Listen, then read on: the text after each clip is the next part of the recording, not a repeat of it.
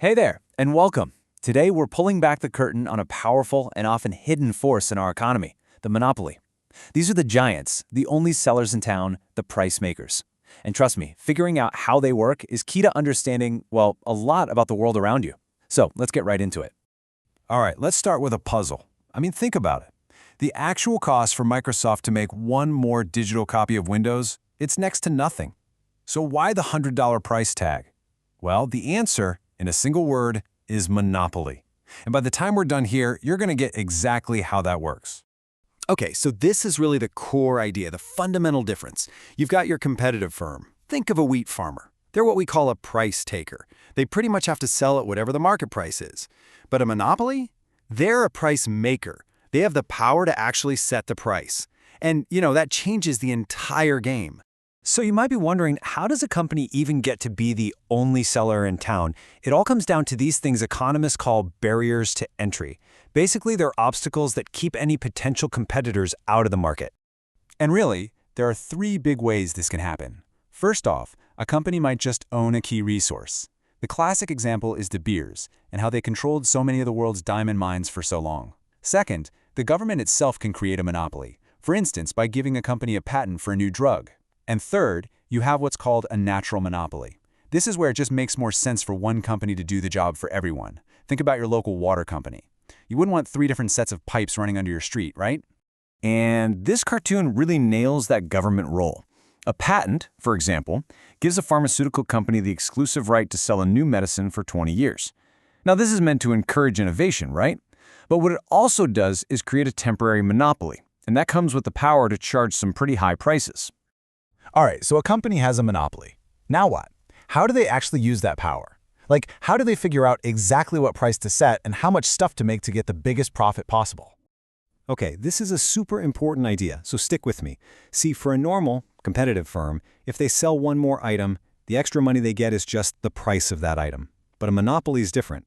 To sell just one more unit, they have to drop the price, not just for that new customer, but for all their customers. And that means the extra cash they get from that one extra sale, what we call marginal revenue, is always going to be less than the actual price tag. So here's how the monopoly plays the game. It's actually a pretty simple formula. Just like any other business, they want to keep producing right up to the point where the money they get from the very last unit they sell, that marginal revenue, is exactly equal to what it costs to make it, the marginal cost. You can see on the graph, that sweet spot is right where those two lines cross. And bam, that tells the monopoly the perfect quantity to produce. Okay, so they've got their quantity. Step 2 is they take that quantity and just follow the line straight up until they hit the demand curve.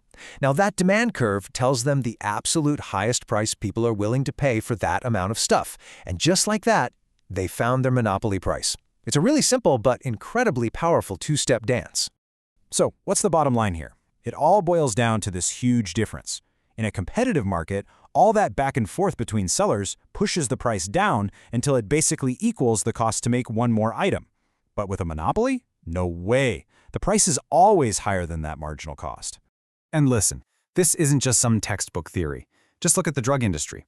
While a drug is protected by a patent, it's a monopoly and the price is high.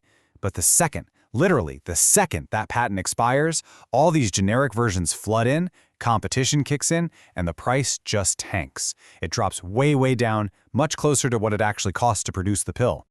Okay, so we've established monopolies mean higher prices. We get it. But so what? What does that actually mean for all of us, for society? What's the real damage here? The easy thing to do is to point at the monopolist's giant pile of cash and say that's the problem. And hey, nobody enjoys paying more than they have to. But if we're looking at this from a purely economic view, are those big profits really the core issue? Well, the answer might surprise you. It's not really. Think of it this way. That extra profit is just money moving from the consumer's pockets to the company's pocket. Yeah, the economic pie is being sliced up differently, but the pie itself isn't getting any smaller. The real problem, the hidden cost, is that the monopoly actually shrinks the whole pie. This is something economists have a name for, deadweight loss. And that little triangle you see highlighted there, that's it. That's the problem. It represents all the people who wanted the product and were willing to pay more than it cost to make, but just couldn't afford the monopolist's high price. So they get locked out of the market entirely. The benefit they would have gotten is gone. The profit the company could have made from selling to them is gone. It just evaporates. And when you think about something like a life-saving drug, this gets really serious. It's value that is just lost to everyone, forever. It's a lose-lose. But wait, some monopolists are pretty smart. They figured out there's a way to try and get some of that lost value back, because they've realized a simple truth. Not all customers are the same. This brings us to something called price discrimination. It's basically the business practice of selling the very same thing to different people for different prices. The whole idea is to charge each person as close as possible to the maximum they're willing to pay. Airline tickets are the classic example of this. Ever wonder why it's so much cheaper to fly if you stay over a Saturday night? That's not random. It's a clever way to split customers into two groups: business travelers who will pay almost anything to get home for the weekend, and leisure travelers who are much more flexible and sensitive to price. It's the same seat on the same plane, but you could be paying a totally different price. Or how about this one? The famous discount ticket booth in Times Square. Why on earth would they make you stand in line, sometimes for hours, to get cheap Broadway tickets? Well, it's because the person who's willing to trade their time for a lower price is a very different customer than the person who's happy to pay full price months in advance. It's a brilliant way to get people to sort themselves into different price buckets based on whether they value their time or their money more. And honestly, once you start looking for it, you see this stuff everywhere. Senior and student discounts at the movies? That's price discrimination. Those discount coupons you clip from the paper? Yep. College financial aid? Absolutely. Even getting a better price when you buy a dozen donuts instead of one. It's all the same strategy at play. So, because of these problems, the high prices and that deadweight loss we talked about, it's probably no surprise that governments have stepped in and tried to figure out ways to handle monopolies.